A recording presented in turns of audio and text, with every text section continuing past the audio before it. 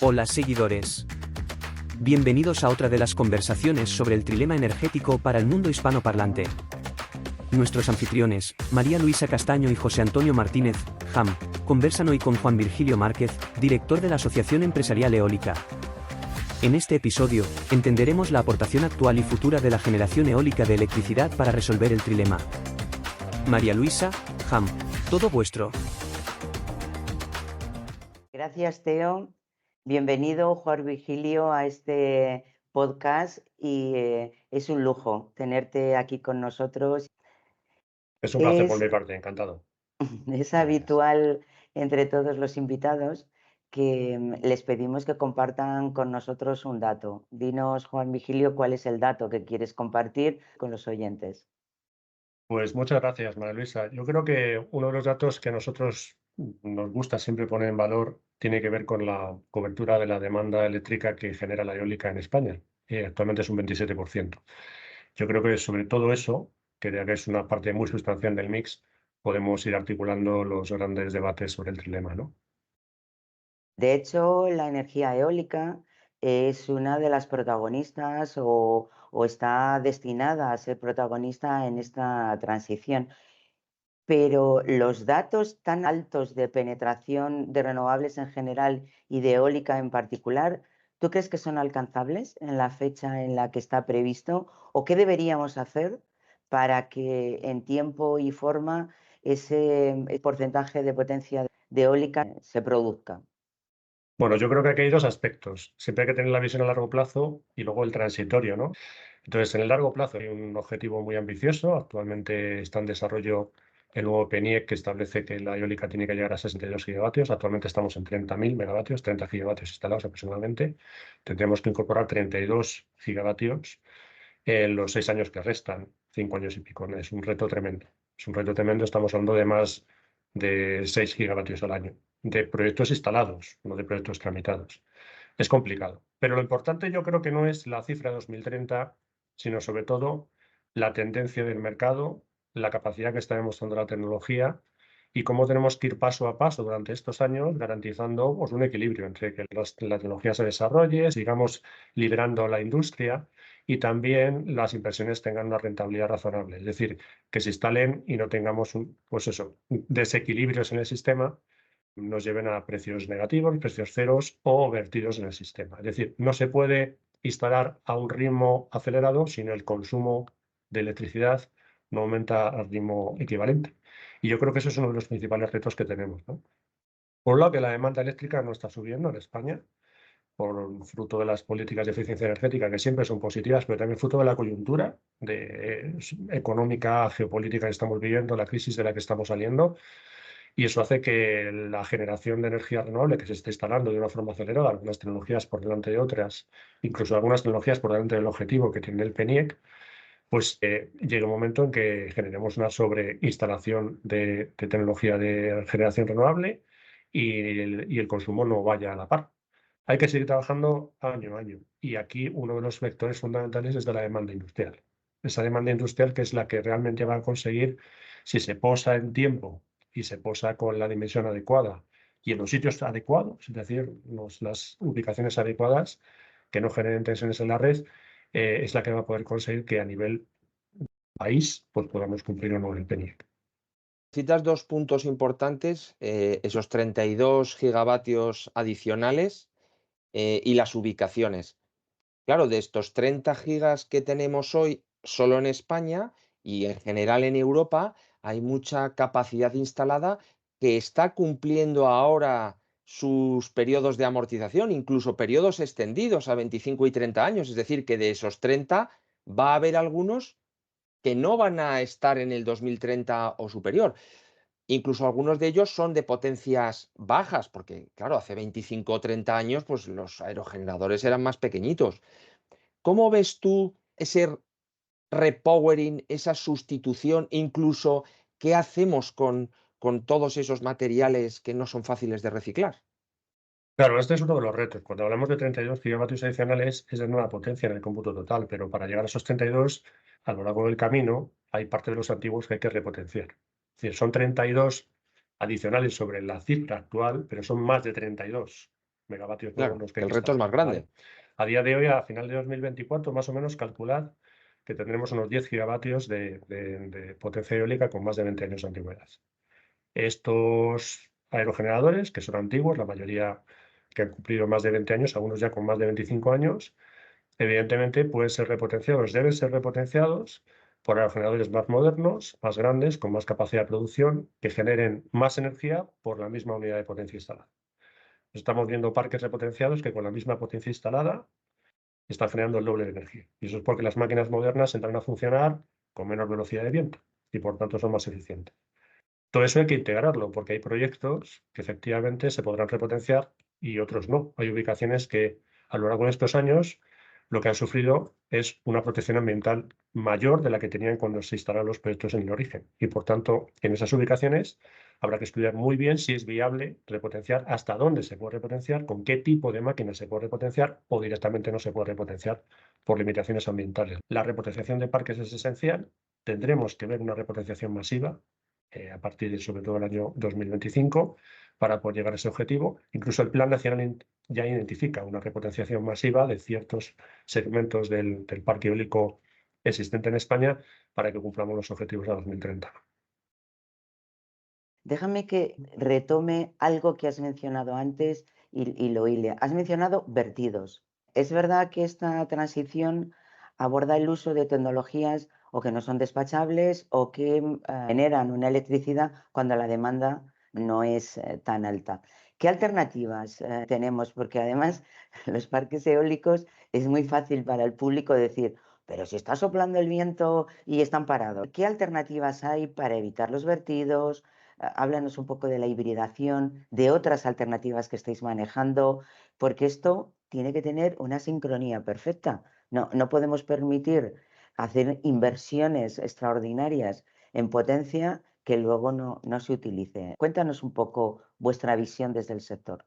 Claro, nosotros desde el punto de vista de cómo se debería garantizar un avance saludable de todos los vectores que intervienen en la transición energética de generación, demanda, infraestructuras, claro, estamos en un escenario con muchos retos. ¿Por qué? Pues como decía antes, hay vertidos porque la generación ha acelerado, es decir, la puesta en marcha de generación renovable se ha acelerado, ha conseguido unas inercias que quizá en el pasado no teníamos, que además son difíciles de controlar, es decir, esto va por señales de mercado, cuando hay una señal de mercado muy interesante, las empresas invierten y hasta que esa señal de mercado empieza a dejar de serlo, siguen invirtiendo, pero hay una inercia de inversión que hace que en algunos casos se desacoplen lo que es las inversiones que pueden ser rentables de las que empieza un momento en el que ya no son rentables. ¿Por qué? Porque ya empieza a haber un momento en el que yo tengo una inercia, instalo, pero veo que los precios de mercado no me cubren mi inversión. En ese momento paro, pero ya hemos tirado durante un tiempo y con un conjunto de megavatios instalándose en el sistema cuando realmente a lo mejor no eran necesarios. Y el reto es cómo equilibramos todo esto. Pero ¿qué ocurre? Que tenemos que orquestar un triángulo, que es la generación, el consumo y las infraestructuras. Si ese triángulo no se orquesta, alguien tiene que esperar. Alguien invierte y tiene que esperar con rentabilidades o con pérdidas durante unos años y eso pues es difícil de encajar. Lo primero es tener visibilidad para poder tomar esas decisiones. Lo segundo sería poder tener capacidad de gestionabilidad para que llegada a una determinada situación de ciertos desacoples con determinadas tecnologías, pues podemos gestionar más nuestra aportación de energía a la red en los momentos que sea más adecuado. Y aquí entra otro gran reto, que es la instalación, por ejemplo, del almacenamiento. Para nosotros el almacenamiento es un vector que es importante, es muy importante, es crítico. Pero es mucho más importante saber cómo ordenarlo y cómo desplegarlo. Y tiene que haber criterios que lo hagan basándose en la eficiencia. Mecanismos de apoyo tipo mecanismos de apoyo al CAPEX o pagos por capacidad, nos parece que evidentemente son las señales para poder trabajar, los mecanismos para poder trabajar a futuro. Pero lo más importante es que tengamos criterio dónde realmente es el almacenamiento, cuándo realmente es necesario el almacenamiento y dónde es necesario y en qué nudos va a hacer más bien al sistema. Incorporar baterías en nudos que están congestionados, que la demanda ya no va a subir en el corto plazo y la generación está conectada y ya de por sí tiene vertidos estructurales, no genera ningún tipo de beneficio. Esas baterías se van a cargar una única vez el primer día. Entonces, tenemos que ver cómo ordenamos todo esto. La hibridación, por supuesto, la hibridación es un mecanismo para maximizar la generación de energía y para ganar eficiencia en el uso de las infraestructuras. Pero insisto, si tenemos una generación que ya sobrepasa los niveles de demanda en algunos nudos con congestiones que estamos viendo significativas y con curtailments que estamos viendo significativos, pero también convertidos porque no casan la energía en algunos momentos del día, y estamos viendo en esos sitios donde realmente casa que los precios en determinadas horas del día de forma estructural empiezan a estar cercanos a cero o incluso negativos, tenemos que ver cómo ordenamos este nuevo paradigma. Antiguamente era fácil porque toda energía renovable que se generaba se inyectaba a la red. Toda entraba. Ahora ya no toda entra.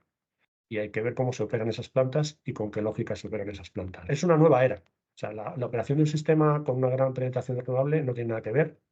La tensión que se genera en los momentos de operación es mucho mayor y el riesgo que asumen los generadores a la hora de conectar sus plantas, asumiendo que van a recibir unos precios y que van a generar una determinada cantidad de megavatios hora, a lo mejor ya no es así. Hay que calcularlo con mucho más afine, ¿no? Por eso yo creo que es un momento muy, muy bonito. Hablas de esa competencia, hablas de esos precios. En Europa cada vez tenemos más precios negativos y está llevando la situación a que hay cada vez más renovables, pero como no tenemos ese almacenamiento que citas, pues al final las centrales térmicas ponen ese precio negativo, hay vertidos y entramos en un círculo vicioso en el que además el otro día lo comentábamos con otro de los ponentes, el precio de la electricidad ya no está basado en costes. El precio de la electricidad está basado en el puro trading. Y yo me guardo, no me lo guardo, lo almaceno, no. Cada vez esto va a ir a peor. Es decir, si ahora nos parece que hay demasiados vertidos, en 1, 2, 3 años va a ser peor. E incluso en España hay una ventaja y es que la interconexión es pequeña. Y eso que a priori podría ser algo negativo, casi que salva el país de que haya una inundación de renovables o de nuclear del resto de países europeos y haga que el precio se distorsione más. Yo es que esto no veo que vaya a ir a mejor, o por lo menos en los próximos 10 años. Bueno, yo creo que hay que irse a la teoría. Cuando tienes un mercado en el que tienes mucha oferta y tienes poca demanda, y la oferta además no es gestionable, es decir, la tienes que vender en el momento que tú la generas y si no la pierdes, pues se generan ese tipo de situaciones. Vamos a ver si es coyuntural o no. Nosotros desde nuestro punto de vista creemos que en el futuro, cuando los sistemas de gestionabilidad renovables se instalen de una forma masiva, para eso queda mucho, ¿eh? Queda mucho que hacer porque hay que regularlo, hay que lanzarlo, los mecanismos de apoyo, el sector tiene que asumirlo, la competitividad de la tecnología de gestionabilidad, que sobre todo es el almacenamiento, tiene que estar en cifras razonables. Queda tiempo para eso. Pero cuando consigamos eso, realmente la diferencia entre una central de generación renovable y otra no va a ser más allá del patrón de generación y de aporte a la red que tenga, porque vas a tener hibridación de tecnologías con capacidad de gestionabilidad. Y el arte estará en la operación económica de esa instalación, es decir, cómo me guardo mi energía para venderla en los momentos. Pasaremos de un mercado en el que tenemos una generación que está limitada, que tiene una serie de limitaciones, como decíamos antes, no tenemos capacidad de gestionar la energía que nosotros producimos para venderla cuando queremos, a un mercado donde vamos a tener una capacidad de gestionabilidad razonable. Y eso es algo que va a hacer que el mercado, desde nuestro punto de vista, sea más saludable, permita unas lógicas que sean más de trading, porque al final los mercados, una serie de commodities como la energía eléctrica, pues se van a terminar funcionando con unas lógicas de trading para ser eficientes, insisto. Al final, el que decide que tiene un precio negativo porque prefiere pagar para su instalación, o el que decide que quiere un precio negativo porque prefiere o confía en que va a casar con alguien que fija un precio marginal arriba y él lo que quiere es entrar el primero y luego no casa y se queda con el precio negativo, son nuevos escenarios que nos estamos ahora mismo encontrando sobre los que las empresas y los diferentes actores tienen que saber actuar, ¿no? Entonces, Pero no es que esté mal, yo creo que no es que esté mal. O sea, el diseño de mercado marginalista ya es el diseño aprobado por la Unión Europea, es el diseño que se ha decidido que es el más eficiente a la hora de fijación de un precio para una commodity para todo un consumo, y es el diseño de mercado que vamos a tener que tener, ¿no? La diferencia está en qué dimensión va a tener ese mercado marginalista y qué dimensión va a tener en relación a todo lo que es el mix. lo que pasa es que yo, si el almacenamiento es tan importante y puede ser la pieza clave de las renovables, nunca he entendido cómo los fabricantes de aerogeneradores no se han metido también a fabricar almacenamiento y casi casi que fuera integrado, ¿no? Yo te vendo el aerogenerador, con tanta batería dentro? Bueno, Eso, el almacenamiento tiene un coste a día de hoy, que yo no quiero decir si es caro o barato, pero tiene un coste que todo el mundo que está en el sector sabe por dónde está y sabe qué implicaciones tiene incorporar almacenamiento a tu CAPEX de tu instalación. Y eso es algo que por ahora el sector no está comprando. El sector no es el sector eólico, es en general el sector renovable. Es decir, el almacenamiento a día de hoy, incorporar baterías, el precio de las baterías, no hace que tú tengas una mayor rentabilidad de tu inversión ni vayas a poder casar en horas recuperando la inversión y dando rentabilidad mucho más de lo que estás haciendo ahora, ¿no? Entonces, es cierto que todo el mundo está estudiando este tipo de modelos y es cierto que de algún modo, para llegar a los objetivos renovables y los objetivos que necesitamos a nivel país, a nivel de la Unión Europea, tenemos que incorporar el almacenamiento de una forma muy significativa. Pero para todo eso, que estamos al principio de todo lo que es el ciclo de vida de una nueva tecnología, que existe, pero que a día de hoy no está en senda de competitividad de costes todavía, que le quiera un poquito de tiempo, necesitamos una serie de mecanismos. Y esos mecanismos, diseñarlos, tienen que ser de tal forma que no distorsionen el mercado y no generen problemas. Hay tecnologías renovables, hay eólica fotovoltaica, que están pensando que van a producir unas horas, como decía antes, que no van a producir y que van a ingresar un precio que no van a ver. Entonces, todo eso no se soluciona con un almacenamiento que encima te genera una ampliación de CAPEX, sino se soluciona viendo cuál es la mejor o la más eficiente, el esquema más eficiente, la estructura más equilibrada que te permita rentabilizar tu inversión. Sobre eso no hay visibilidad todavía. Y aunque haya que crear un marco regulatorio, la visibilidad sobre cómo se modelan esos escenarios es muy importante. Y eso es en lo que tenemos que trabajar con los sectores, por un lado, por otra parte, el operador del sistema y el gobierno, ¿no? Dar esa visibilidad de cuáles son las mejores recomendaciones de dónde, cuándo y con qué dimensión y patrón tenemos que incorporar el almacenamiento. Juan, este podcast se llama Desbloqueando el trilema de energía y en una primera etapa yo creo que la sociedad pensaba necesitamos tecnología que sea no emisora de CO2. Y bueno, y eso lo hemos conseguido. El segundo pilar es la garantía de suministro. Y bueno, aquí nos has mencionado la hibridación, el almacenamiento, posiblemente otros usos para evitar eso, potencias en exceso y que no nos garanticen el suministro.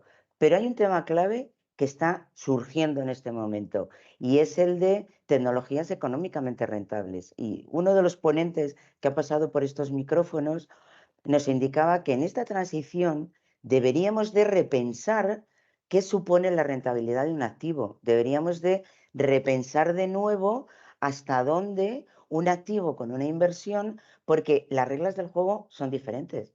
El mercado es distinto y los impactos económicos también. Entonces, lo que en un sistema energético estándar, plano, la rentabilidad de un activo era en un Excel con una serie de variables, ahora cambia.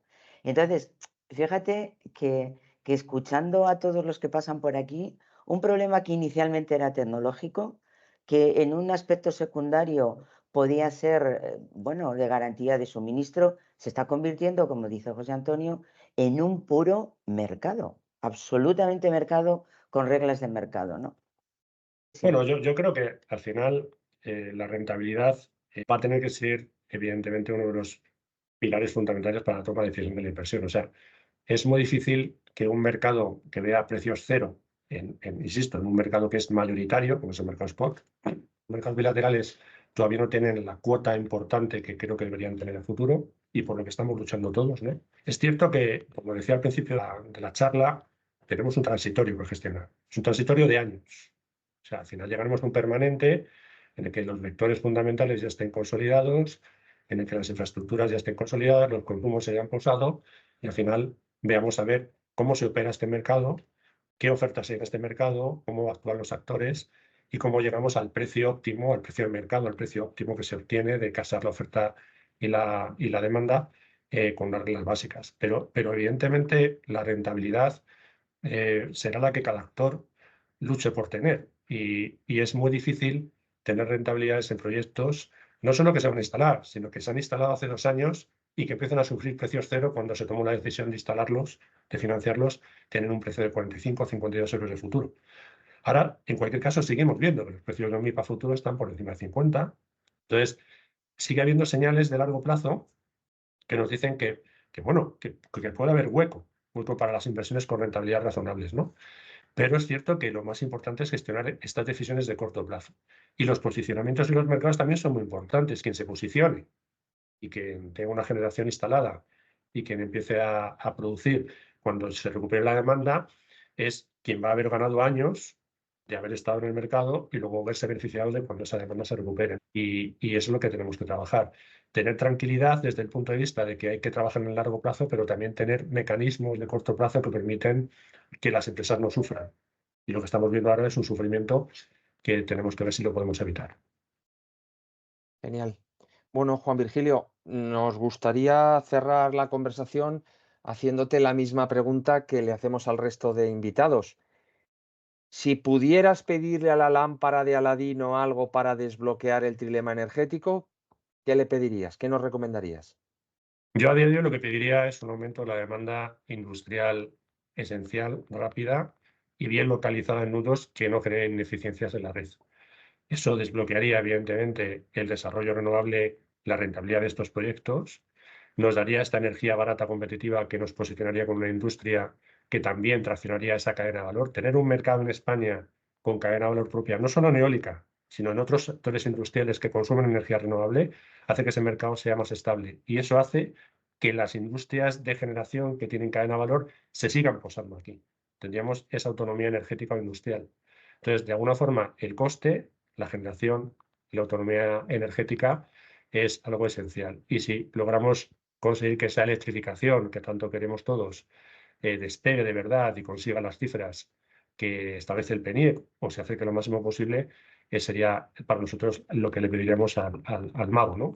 Yo espero que el mago Aladín te haya escuchado. Yo quiero quedarme con una petición que es la demanda industrial. Y esto nos tiene que dar pie, José Antonio, a traer a estos micrófonos esta problemática concreta de la demanda industrial, sobre todo de frío y calor, que es la que una parte es electrificable y otra no lo es. Juan Virgilio, es un gustazo escucharte. Pensábamos hablar de energía eólica, pero hemos hablado del mercado, de sus dificultades y de este transitorio que no es la transición energética, sino es el transitorio en la transición energética.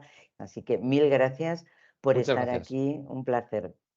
A vosotros, ha sido un placer, como siempre. Gracias. Esperamos que os haya gustado. Prepárate, porque en el próximo episodio, María Luisa y Ham tratarán el espinoso vértice del dinero con Maya Gennerkes, directora de Sistemas Financieros en el Departamento de Estrategia Climática del Banco Europeo de Reconstrucción y Desarrollo. Por eso asegúrate que nos sigues en LinkedIn y suscríbete gratis al podcast en Spotify o en la plataforma de tu elección, Amazon, YouTube, iVoox o Apple. No te lo puedes perder.